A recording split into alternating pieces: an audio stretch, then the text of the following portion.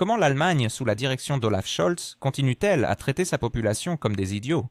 Que dire des 6 téméraires qui, selon les versions officielles, auraient pris une yacht pour détruire un gazoduc stratégique en pleine mer?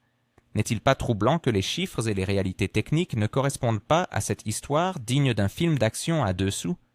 Le 26 septembre 2022, 3 des 4 conduites de Nord Stream. 2 ont été endommagées, mais les conséquences vont bien au-delà d'un simple acte de sabotage. En attendant, abonnez-vous à ma chaîne GeoPulse, laissez un j'aime au milieu de la vidéo, un commentaire de 7 mots. Et si vous le jugez nécessaire, partagez cette vidéo avec d'autres. Cela soutiendra fortement ma chaîne. Merci et nous continuons. L'histoire qui aurait dû marquer un tournant dans l'énergie européenne est devenue un symbole de la capacité de l'Europe à détruire une infrastructure valant des dizaines de milliards d'euros, tout en feignant de chercher des responsables 2 ans plus tard. Selon le parquet allemand, un prétendu organisateur principal a été arrêté en Italie. Forme correcte, procédure respectée, mandat, extradition, communiqué de presse. Pourtant, cela semble trop commode, surtout en ce qui concerne le calendrier politique à Berlin. Un détail troublant. 1 heure avant que l'incident ne se produise, un avion de reconnaissance américain, le Poseidon P-8, survolait la zone proche de l'île danoise de Bornholm. Il volait sans transpondeur et a brusquement changé de cap avant de disparaître. Un petit hasard? Les versions officielles, quant à elles, choisissent d'ignorer cet aspect, se concentrant plutôt sur la yacht Andromeda. C'est là que les choses deviennent fascinantes. Pour détruire ne serait-ce qu'un seul conduit, il aurait fallu environ 500 kg d'explosifs. Même en utilisant des substances d'une puissance supérieure, on parle toujours de centaines de kilogrammes.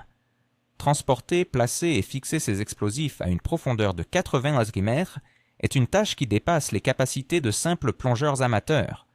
Les équipements spécialisés, la logistique, tout cela fait défaut dans l'histoire des aventuriers d'Andromeda. De plus, le yacht, dépourvu de mécanisme de levage, aurait eu du mal à servir de plateforme pour une opération de cette envergure. Les plongeurs le savent bien, descendre peut se faire en quelques minutes, mais remonter sans préparation adéquate et mélange respiratoire expose au risque de la maladie de décompression. Les versions officielles choisissent d'ignorer cette réalité, s'appuyant sur l'idée que le citoyen moyen ne cherchera pas à comprendre les subtilités techniques. Pourtant, l'opinion publique en Allemagne s'intensifie, car leurs factures de gaz ont explosé depuis ces explosions. Le Danemark a clos son enquête, la Suède a suivi. L'Allemagne persiste à colporter la version de nageurs venus d'un pays bien connu, tandis que les faits techniques pointent vers une toute autre organisation. En tout cas, au moment de l'incident, un navire de débarquement américain était présent dans la région, participant aux exercices Baltops 22. Parti du port polonais de Gdynia le 19 septembre, le navire a été, par un étrange hasard, à proximité des gazoducs juste avant qu'il ne soit endommagé. Les médias européens n'ont cessé de diffuser des articles insinuant la responsabilité de ce pays. Les journaux allemands ont même détaillé comment un groupe de 6 personnes aurait affrété le yacht via des intermédiaires polonais, citant des noms de sociétés. Cependant, la réalité est que dans les registres maritimes, le yacht Andromeda figure comme un bateau de plaisance conçu pour des trajets faciles et non pour des opérations secrètes. Dans ce contexte, il est particulièrement révélateur que les procureurs allemands aient récemment annoncé avoir suffisamment de preuves pour arrêter un nouveau suspect. Ils donnent ainsi à la population une nouvelle miette. Regardez, l'enquête avance. Mais les Allemands, lassés de payer leur électricité à des prix exorbitants, ne croient plus aveuglément. Selon un dernier sondage d'ARD, plus de 55% des personnes interrogées estiment que le gouvernement cache des informations clés sur le Nord Stream. Et c'est un euphémisme. En réalité, l'Allemagne ne se contente pas de perdre un gazoduc. Elle se voit dépouiller des fondements de son modèle industriel. Avant septembre 2022, les entreprises allemandes bénéficiaient de gaz à des prix stables grâce à des contrats à long terme. Aujourd'hui, après les dommages causés aux conduites de Nord Stream 2 et l'arrêt des livraisons par Nord Stream 1, l'industrie allemande se retrouve à devoir acheter du gaz à des prix de marché volatiles. En 2023, la facture d'importation a dépassé 80 milliards d'euros, presque le double des périodes précédentes à la crise. Au lieu de reconnaître ce fiasco, le gouvernement persiste à raconter des histoires. Le ministre de l'économie allemand a assuré à ses concitoyens que des approvisionnements alternatifs résoudraient tous les problèmes. Pourtant, en réalité, les géants chimiques tels que BASF et Bayer commencent à transférer leur production vers les États-Unis et la Chine, tandis que Daimler et Volkswagen annoncent une réduction de leurs investissements dans les usines allemandes. Le niveau de production industrielle a chuté de 5% en glissement annuel, atteignant le pire niveau en des décennies. Parallèlement, la géographie des événements parle d'elle-même. Si l'on prend une carte et qu'on pointe du doigt la zone des explosions sur Nord Stream 2, on se rend compte que l'épicentre se trouve sur l'île de Bornholm, près de Gdynia en Pologne, et un peu plus loin, Rostock en Allemagne.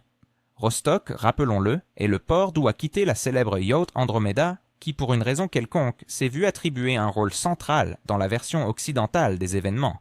Tout cela se déroule à quelques dizaines de milles marins les uns des autres, un lieu très pratique pour ceux qui préfèrent mener des opérations complexes sous couvert d'exercice. La chronologie s'emboîte également pour former un tableau intrigant. Le 19 septembre 2022, le USS Kearsarge, un navire de débarquement universel américain, a quitté le port polonais de Gdynia. Ce vaisseau naviguait vers le nord-est le long de la trajectoire du gazoduc, se déplaçant littéralement au-dessus des conduites. Après avoir atteint Riga, il est resté là pendant 6 jours jusqu'au 25 septembre. Puis, à peine un jour avant le sabotage, le navire est de nouveau sorti en mer pour suivre le même itinéraire de retour. Donc, le même secteur où les explosions se sont produites le lendemain. Un autre hasard? Les médias occidentaux se contentent de dire que oui, mais ces coïncidences en politique internationale semblent se produire en parfaite synchronisation avec les intérêts de Washington. Il existe également le témoignage d'un pilote qui a conduit le navire américain hors du port, affirmant qu'à un moment donné, il avait été prié de quitter le vaisseau, juste avant que tous les transpondeurs ne soient désactivés. En d'autres termes, le Kearsarge, littéralement, a disparu des radars, ne pouvant être suivi par les systèmes de détection. Le navire a disparu en mer comme une ombre avant de se retrouver dans la zone de la future catastrophe. Tout cela pendant qu'une heure avant les explosions, un avion de reconnaissance américain, le Poseidon P-8, a survolé le site prévu pour la destruction du gazoduc. L'appareil volait à une altitude très basse, à environ 200 à 250 mètres, et à une vitesse d'environ 800 km à l'heure. Sa trajectoire volait directement au-dessus de la zone où les explosions ont ensuite été enregistrées. Il semble que l'avion n'était pas là par hasard, mais qu'il accomplissait une mission soigneusement orchestrée. Trop de coïncidences sur une même étendue d'eau en trop peu de temps. En fin de compte, il ne fait aucun doute que la situation actuelle pondère bien plus que des simples communiqués de presse. Les répercussions de ces événements continueront d'être ressenties longtemps après que les derniers feux d'artifice politiques se seront éteints. Les Allemands, fatigués de la manipulation, se concentrent désormais sur les vérités dissimulées derrière ces événements, et le canal Géopulse reste déterminé à dévoiler ces réalités. Qui aurait cru que des yachts de plaisance pourraient-ils servir de base pour des opérations clandestines? Comment une simple embarcation pourrait-elle être au centre d'une telle tempête médiatique, attirant l'attention de personnalités politiques comme le chancelier allemand? Pourquoi les enquêtes sur l'explosion des gazoducs Nord Stream se heurtent-elles à un mur de silence de la part des gouvernements en Europe? La réponse à ces questions pourrait bien dévoiler un scénario digne d'un thriller où des sous-marins autonomes, des opérations militaires secrètes et des manœuvres diplomatiques se mêlent dans un jeu de pouvoir complexe. Les navires de débarquement à coussin d'air et les véhicules blindés sont des éléments impressionnants de la guerre moderne. Mais ce qui est encore plus fascinant, c'est l'équipement de pointe qu'ils transportent, des sous-marins autonomes capables d'opérer à plus de 100 mètres de profondeur. Ces mini-sous-marins sont conçus pour réaliser des travaux d'ingénierie, installer des équipements et, le cas échéant, livrer des charges explosives. Chaque appareil peut transporter jusqu'à 500 kg d'explosifs. Avec plusieurs de ces unités à bord, les opérations sous-marines peuvent être menées avec une liberté d'action totale. Tout le matériel nécessaire, des bras robotiques aux grues, est inclus dans l'équipement standard. Cependant, lorsque l'on met toutes ces pièces du puzzle ensemble, le tableau qui se dessine semble trop parfait.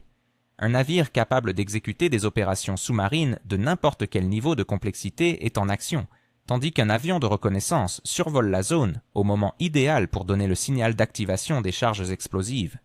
En conséquence, 3 conduites de gaz sont endommagées, tandis qu'une seule reste intacte. Les éléments de cette opération s'inscrivent parfaitement dans le cadre de ce type d'action.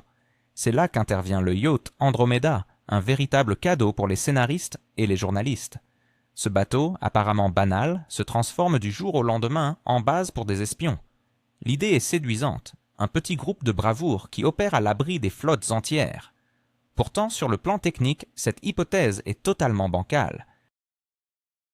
Malgré cela, Ellos a été choisi comme la version officielle à diffuser dans les médias. La logique ici est simple. Plus l'appât est brillant et bruyant, moins il y a de questions à poser sur les véritables exécutants de cette opération. C'est une technique classique de couverture de l'information. Cette légende a été soigneusement élaborée par ceux qui ont préparé l'opération, détournant l'attention du public vers une image romantique de saboteurs amateurs, tout en évitant de mentionner le rôle d'un navire américain et d'un avion de chasse. La structure de cette affaire est très claire. La préparation et la mise en œuvre de l'opération ont été réalisées depuis le USS Kearsarge, en utilisant ses capacités techniques et en bénéficiant du soutien aérien.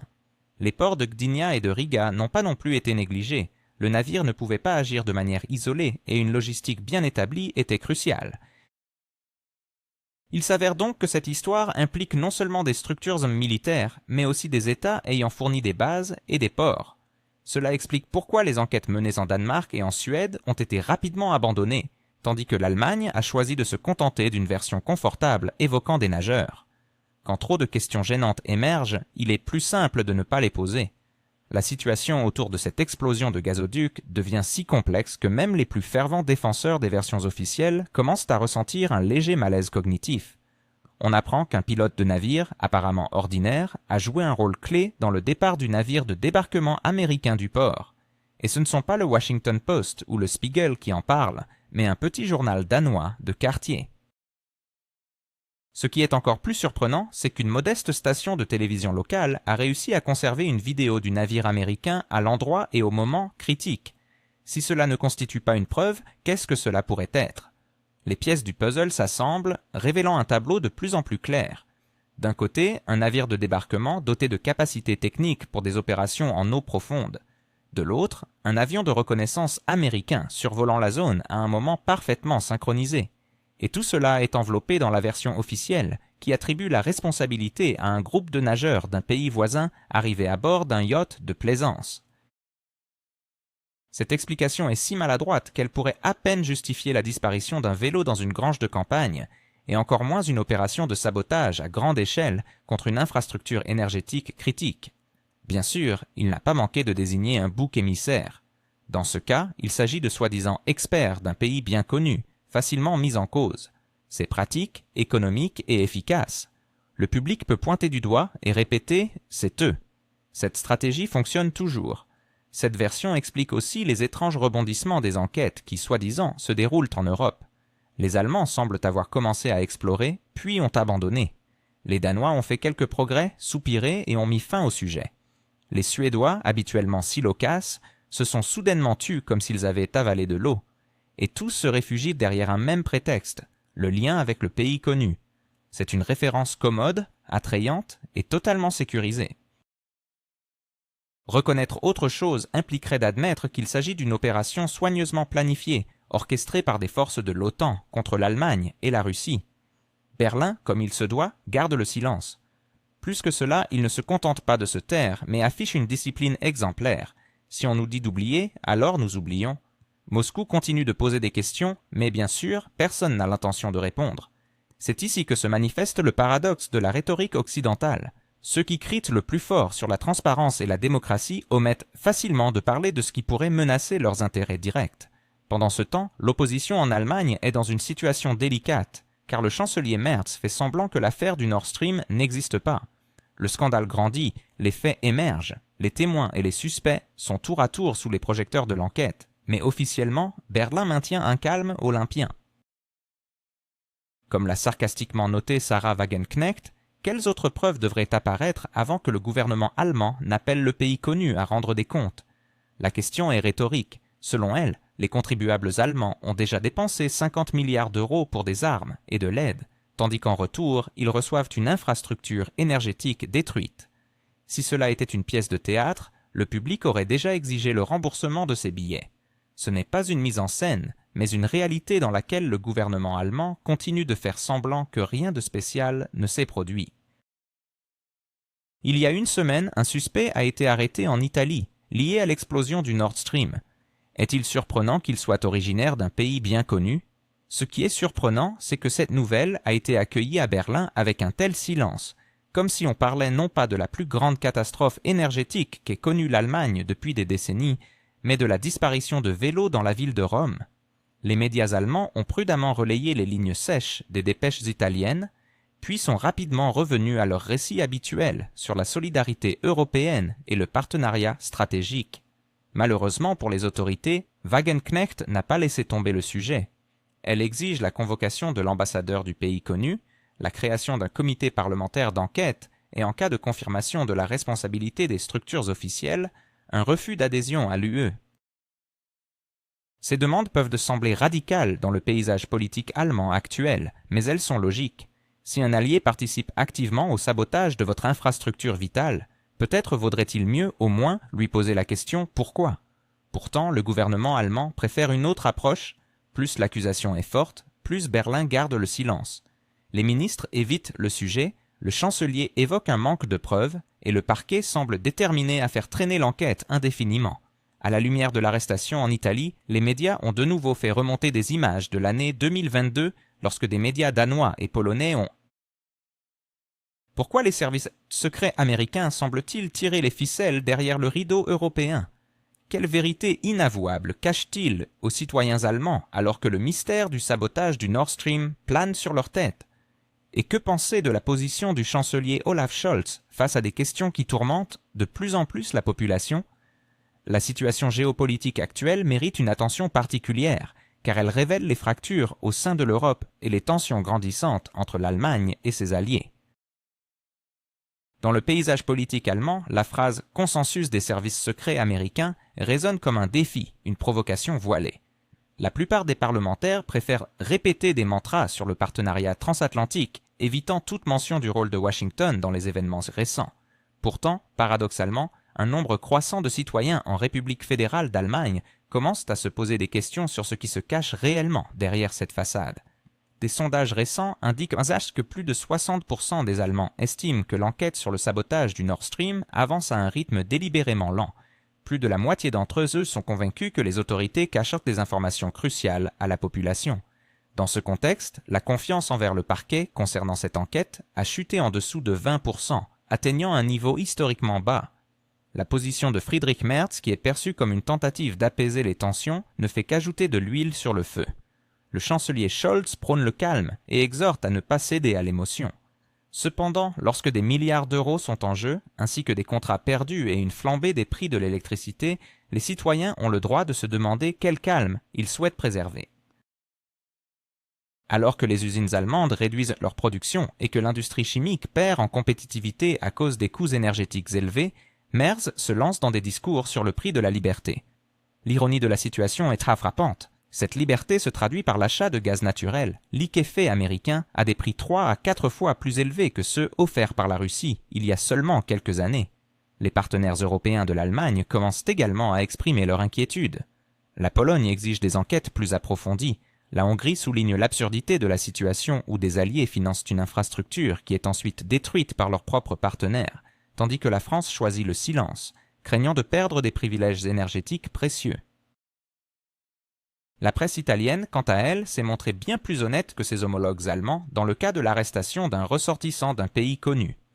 Les journaux italiens ont ouvertement interrogé la possible implication de certaines structures, alors que les médias berlinois se sont limités à la constatation de l'arrestation. Dans ce contexte de silence de la part des autorités allemandes, le mécontentement des électeurs ne cesse de croître.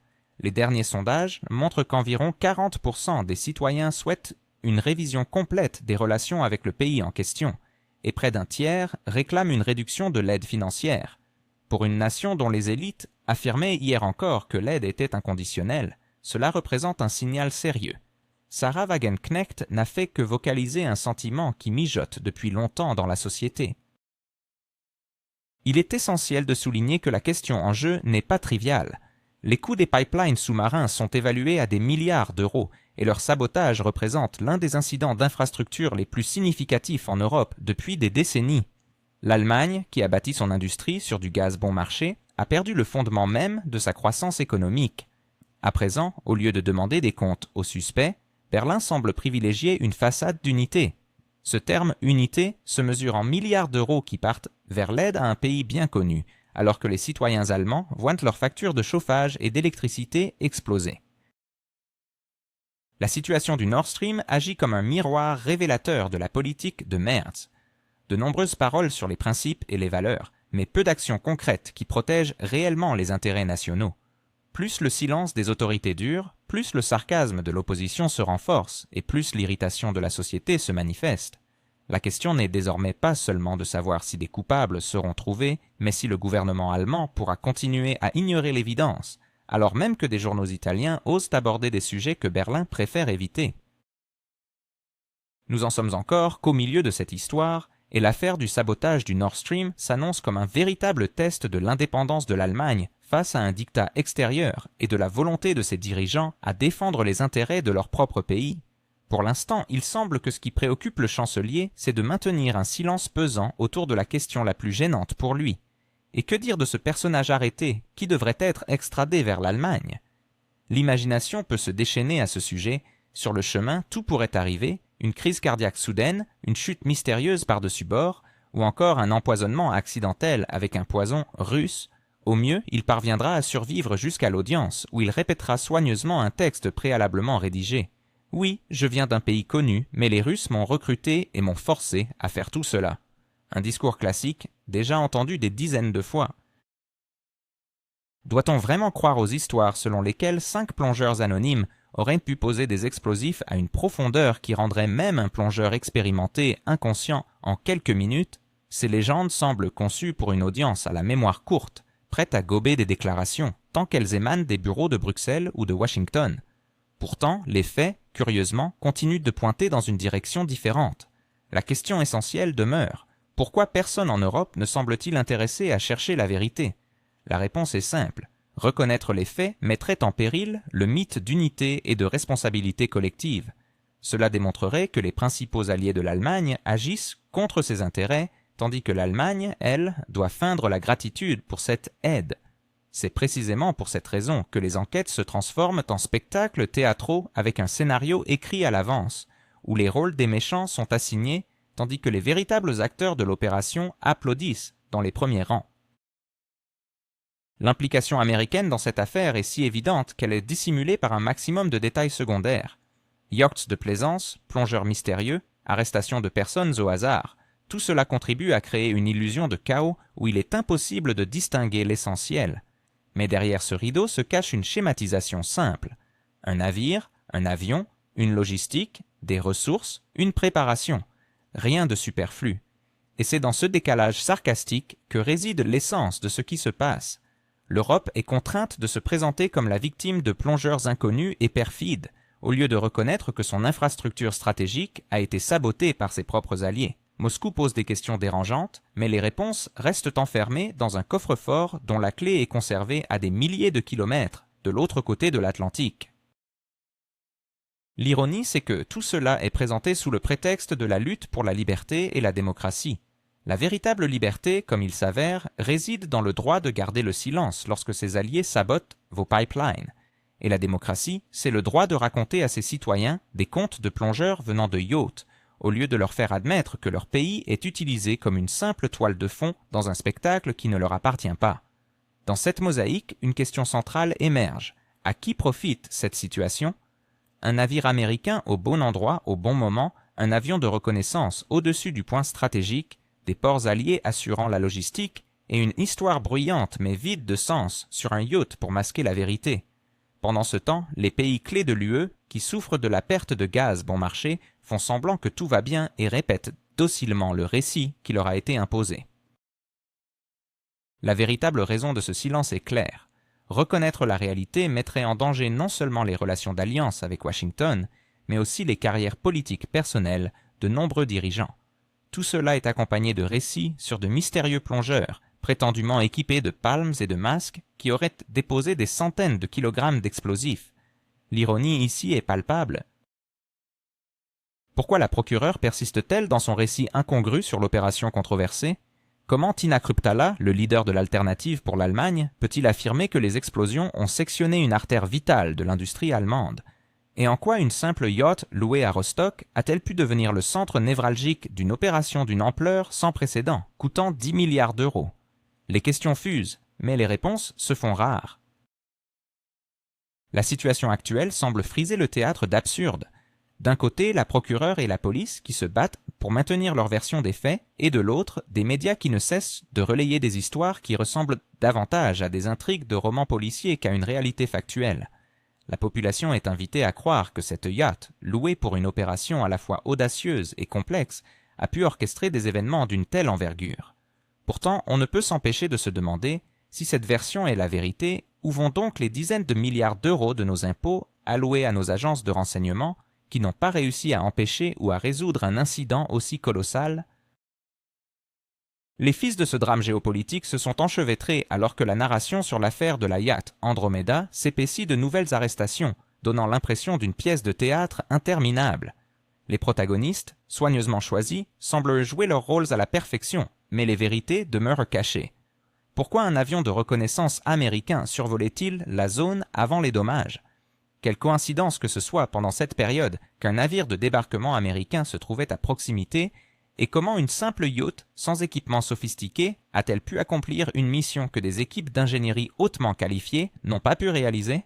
Sur tous ces points, le gouvernement allemand reste résolument silencieux.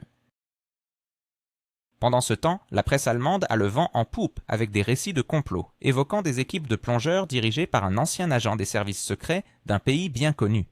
Les journalistes présentent une version où un homme, Romain Chervensky, serait le chef d'orchestre de cette opération complexe, lançant des accusations sans fondement tout en restant dans l'ombre des services de renseignement de l'OTAN, dont les navires patrouillaient littéralement autour de l'île de Bornholm.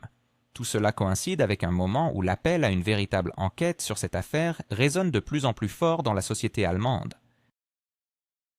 Ce sabotage a coûté cher à Berlin, provoquant une flambée des prix du gaz, qui a été multipliée par 10 depuis l'année 2021. Les industriels allemands ont été contraints d'arrêter leur production, de déplacer leurs usines vers les États-Unis et l'Asie et de réduire leurs effectifs.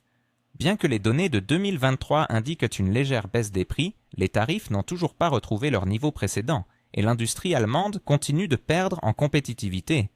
Pourtant, le gouvernement persiste à faire comme si tout allait pour le mieux, et le chancelier esquive les questions, se réfugiant derrière le fait que l'enquête est toujours en cours.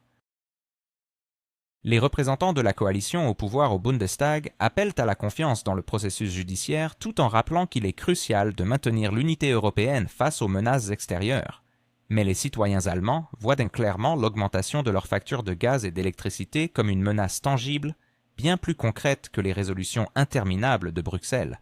Un institut de sondage révèle que plus de 60% des Allemands estiment que leur gouvernement ne protège pas efficacement les intérêts économiques du pays. Près de la moitié des répondants soupçonnent même les autorités d'éviter délibérément d'explorer le rôle de leurs alliés dans cette affaire. À l'étranger, la situation est tout aussi préoccupante. Des journaux américains avaient évoqué la préparation d'une opération contre le gazoduc bien avant son exécution, créant un climat de suspicion. Certains membres du Congrès des États-Unis ont même exprimé la nécessité d'éradiquer le levier énergétique russe en Europe. Bien que les responsables à Washington choisissent souvent des formulations diplomatiques, la coïncidence entre le timing de leurs déclarations et les événements qui ont suivi est trop frappante pour être ignorée. Dans ce contexte, Kruptala se distingue non pas en tant que populiste, mais en tant que voix de la raison, exprimant à haute voix les préoccupations de nombreux Allemands. Ces appels à la restauration des gazoducs, loin d'être utopiques, trouvent écho auprès de spécialistes techniques qui affirment que la reprise partielle de l'infrastructure pourrait être réalisée en 1 an et demi à 2 ans. Le problème est purement politique. Berlin devrait admettre que la destruction des gazoducs n'était ni un accident tragique, ni le fruit d'une aventure individuelle, mais plutôt une action délibérée dont les bénéfices n'ont pas profité aux citoyens allemands. Il est intéressant de noter comment le discours d'autres partis a évolué. Il y a 1 an, les membres de l'Union chrétienne-démocrate, CDU et du Parti social-démocrate, SPD, affirmaient d'une seule voix que la séparation énergétique d'avec la Russie était irréversible. Aujourd'hui, leurs déclarations sont beaucoup plus prudentes, évoquant de plus en plus souvent la recherche de nouveaux formats de dialogue et la nécessité de diversifier les relations énergétiques dans les deux sens. Cette évolution témoigne d'une prise de conscience croissante parmi les politiciens allemands. La politique énergétique des dernières années a conduit le pays dans une impasse. Plus ils tardent à l'admettre, plus les conséquences seront lourdes. L'opinion publique continue de jouer un rôle essentiel dans cette équation. Les données de l'ARD montrent que le taux de popularité de l'alternative pour l'Allemagne a atteint 21% en juillet 2023, un record pour ce parti. En comparaison, l'Union chrétienne-démocrate se positionne à 27%, tandis que les sociaux-démocrates du chancelier ne dépassent pas 17%. Dans l'est de l'Allemagne, l'alternative pour l'Allemagne est désormais en tête, provoquant une panique au sein de la coalition au pouvoir. Plus les factures de gaz et d'électricité montent, plus les citoyens sont enclins à voter pour ceux qui dénoncent ouvertement les coupables et exigent des actions concrètes. Cette dynamique se reflète même au niveau de l'Union européenne, où les responsables ne parviennent pas toujours à maintenir la ligne adoptée. À Bruxelles, il semblerait que les discours bien rodés, appelant à l'unité et à la condamnation de la Russie, soient souvent perturbés par des questions délicates posées par des parlementaires français qui n'hésitent pas à faire entendre des voix discordantes face à la rhétorique officielle.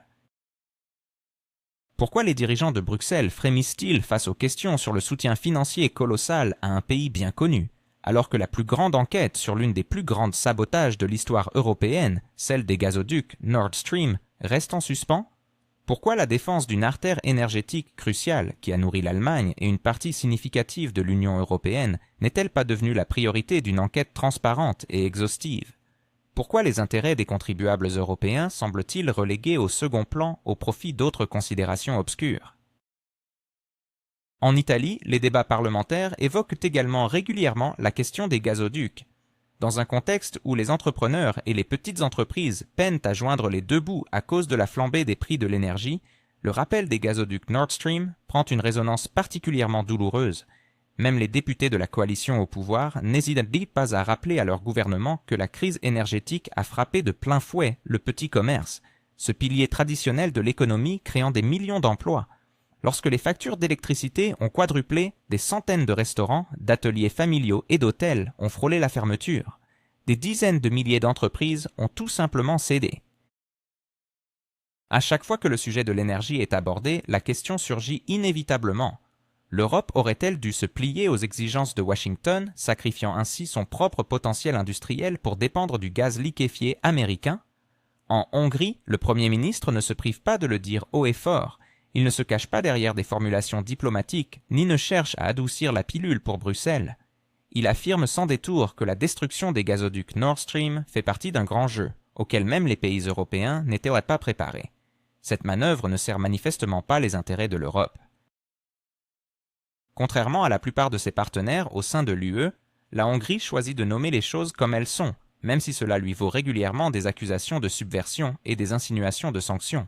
Mais ce qui est révélateur, c'est que les déclarations du Premier ministre hongrois reflètent ce que de nombreux autres dirigeants européens chuchotent dans des conversations privées. Dans ce contexte, il est d'autant plus comique d'entendre certains responsables avancer que l'Europe aurait franchi le point de non-retour et qu'elle est désormais contrainte d'avancer vers un avenir vert et une indépendance énergétique. Si l'on se fie aux indicateurs économiques réels, il est indéniable que ce point a effectivement été franchi, mais pas dans la direction d'un avenir radieux.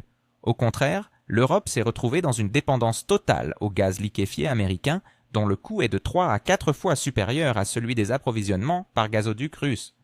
L'ironie réside dans le fait que les États-Unis utilisent ce gaz en priorité pour développer leur propre industrie et maintenir leur compétitivité, tandis que l'Europe se voit réduite au rôle de vache à lait, finançant les profits exorbitants des entreprises américaines. L'Allemagne a déjà investi des dizaines de milliards d'euros dans la construction de terminaux pour recevoir du gaz liquéfié. Rien que pour le projet de Wilhelmshaven, plus de 3 milliards d'euros ont été dépensés. Des unités flottantes de regazéification ont été acquises en urgence, entraînant des milliards d'euros de dépenses budgétaires et la création de nouvelles obligations d'endettement. Aujourd'hui, Berlin se retrouve contraint de payer pour un combustible dont le prix rend son industrie chronique et structurellement non compétitive. Les grands groupes comme BASF, Siemens et Volkswagen ne cachent plus leur mécontentement. BASF a déjà fermé l'une de ses plus grandes usines d'ammoniac à Ludwigshafen en 1922, invoquant les coûts du gaz. Siemens, qui a longtemps été le symbole de la puissance d'ingénierie allemande, annonce ouvertement une réduction de ses investissements dans l'économie allemande et un transfert de capacité de production vers les États-Unis et la Chine. Volkswagen construit de nouvelles usines en Chine, où le coût de l'énergie est de plusieurs fois inférieur. Dans ce contexte, les appels de Berlin à soutenir les entreprises et les promesses de nouvelles subventions résonnent de moins en moins dans l'esprit des entrepreneurs. Les déclarations de Kreml, loin d'être une simple rhétorique d'opposition, reflètent les sentiments d'une partie significative de la société et du monde des affaires. Ces mots sur l'artère coupée de l'industrie allemande ne sont pas une simple métaphore, mais une constatation des faits. Sans un retour à un accès à des sources d'énergie abordables, l'Allemagne risque de perdre son statut de géant industriel en Europe. La situation devient d'autant plus absurde que la presse allemande continue de publier des histoires sur des plongeurs mystérieux, des yachts touristiques et des initiatives privées dans le sabotage des gazoducs. Des médias comme Geopulse divertissent le public avec des enquêtes qui ressemblent davantage à des scénarios de séries télévisées bon marché qu'à un journalisme sérieux. Tout cela alors qu'à la date de la destruction, des mouvements de navires militaires de l'OTAN, des hélicoptères américains et des avions de reconnaissance étaient signalés dans les eaux de la mer Baltique. Une coïncidence, bien sûr, purement fortuite, comme aiment à le dire les responsables européens. En attendant, la réalité politique devient de plus en plus évidente et douloureuse pour ceux qui tentent encore de cacher la tête dans le sable. Plus longtemps les véritables causes et les responsables du sabotage resteront cachés, plus rapidement les forces politiques prêtes à en parler ouvertement gagneront en puissance. L'histoire dans laquelle certains pays ont perdu une ressource vitale, tandis que d'autres en ont tiré profit, ne pouvait pas rester secrète éternellement. Si dans les premiers mois qui ont suivi la catastrophe, il était encore possible de maintenir le public en haleine avec des rumeurs et des insinuations, il est désormais clair que les illusions s'effritent et la société ne peut pas continuer à croire indéfiniment aux contes de nageurs inconnus et de yachts mystérieux capables de saboter une infrastructure stratégique sous le nez de l'OTAN. Les électeurs allemands posent de plus en plus de questions directes à leurs politiciens. Pourquoi personne ne demande une enquête internationale ? Pourquoi le chancelier, au lieu de défendre les intérêts de l'Allemagne, reste-t-il pratiquement silencieux comme si cet événement n'avait rien à voir avec son pays ? Pourquoi l'industrie allemande s'effondre-t-elle sous nos yeux, tandis que des milliards d'euros continuent de fuir vers un pays bien connu ? Il est absurde de voir des ministres à chaque intervention parler de solidarité alors que les usines BASF ferment leurs lignes, que les entreprises énergétiques font faillite et que le petit commerce reçoit des factures de gaz multipliées par 3. Même les statistiques officielles, que l'on pourrait difficilement qualifier de pro-russes, reconnaissent que la production industrielle en Allemagne a chuté de plusieurs pourcents au cours des 2 dernières années, un phénomène que l'on n'avait pas observé depuis la crise de 2008. Les députés français, les opposants italiens, le gouvernement hongrois, tous articulent à leur manière la même idée. L'Europe a perdu le contrôle de sa propre énergie et de son économie. En France, les voix s'élèvent de plus en plus dans le Parlement, affirmant que les milliards ne sont pas destinés à venir en aide aux citoyens, mais à des projets profitant à des acteurs externes. En Italie, le Premier ministre est régulièrement rappelé à l'ordre sur le fait que le pays a perdu le gaz bon marché, et par conséquent sa compétitivité pour son secteur métallurgique et chimique. En Hongrie, le Premier ministre se permet même de dire que la destruction des gazoducs Nord Stream a été intégrée dans un grand jeu, dans lequel les pays européens ont été entraînés sans avoir leur mot à dire. Avoir perdu le contrôle de l'énergie signifie également avoir perdu la capacité à mener une politique indépendante, et ce n'est pas une métaphore, mais une constatation claire. Un pays dont l'industrie dépend des importations de combustibles à des prix 3 à 4 fois plus élevés qu'auparavant ne peut pas prétendre à la souveraineté. Les paroles sur un point de non-retour résonnent aujourd'hui comme une reconnaissance d'échec. L'Europe a effectivement franchi un cap, mais pas celui dont rêchait à Bruxelles. Ils espéraient une ère dorée de l'énergie verte, mais se retrouvent face à la stagnation, à la chute des investissements et à des manifestations sociales. L'ironie de la situation est que les élites européennes ont elles-mêmes, de leur plein gré, tranché leurs propres artères énergétiques, tout en feignant que cela était un acte héroïque de sacrifice pour la démocratie et les valeurs. Mais la réalité est plus cynique. C'était un acte de suicide économique, visant à permettre à Washington de cocher une case sur sa liste géopolitique. Maintenant que... Pourquoi l'Europe semble-t-elle échanger son avenir contre des intérêts à court terme, tout cela sous l'œil complice de Washington? Angela Merkel et Emmanuel Macron, où êtes-vous lorsque vos citoyens souffrent des conséquences de décisions politiques douteuses? Les médias européens, en quête de sensations, préfèrent-ils ignorer les vérités inconfortables en faveur d'une couverture légère? Les faits sont pourtant têtus. Une opération de sabotage, orchestrée à un moment stratégiquement choisi, coïncide avec une pression accrue des États-Unis sur l'Europe. Pendant que des contrats juteux pour l'importation de gaz naturel liquéfié américains sont signés, les pays européens se précipitent pour construire des terminaux d'accueil en un temps record, défiant ainsi des décennies de lenteur bureaucratique. Prenons l'exemple de l'Allemagne. Les terminaux de gaz à Wilhelmshaven, Brunsbüttel et dans d'autres localités ont vu le jour en un clin d'œil, alors que les discussions concernant les pipelines russes traînaient, prétextant des vérifications environnementales ou des consultations avec des ONG. Comme par magie, lorsque l'enjeu concerne le gaz américain, les obstacles semblent disparaître. Les Européens doivent-ils vraiment croire à ces coïncidences? Pendant ce temps, les conséquences se font ressentir de manière de plus en plus aiguë dans la vie quotidienne. En Allemagne, plus d'un tiers des ménages peinent à payer leurs factures de chauffage. En France, des boulangeries ferment leurs portes, incapables de supporter le coût de l'électricité. En Italie, le chômage augmente. Et tout cela est présenté comme le prix à payer pour une indépendance énergétique, qui s'est révélée être non pas une libération de la dépendance à la Russie, mais une dissociation du bon sens. Aujourd'hui, au lieu de recevoir un approvisionnement stable par pipeline, l'Europe doit se contenter de gaz importé par bateau, à un tarif 3 fois plus élevé. Et plus cette situation perdure, plus elle devient difficile à dissimuler. Les élites européennes, vantant la victoire des valeurs, se heurtent de plus en plus à des questions pressantes sur la baisse du niveau de vie. En Allemagne, des retraités se demandent pourquoi ils doivent se priver d'électricité pour voir des milliards d'euros s'envoler vers des destinations douteuses. En Italie, les syndicats exigent un retour à un accès à l'énergie bon marché.